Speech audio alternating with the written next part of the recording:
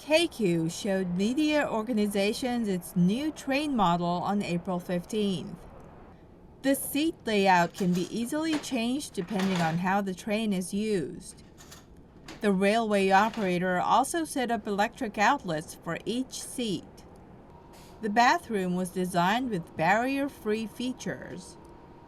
Keikyu is hoping that passengers will be able to spend time on the train comfortably. The new train will go into service on weekday mornings starting May 6th. It will also be available for charter.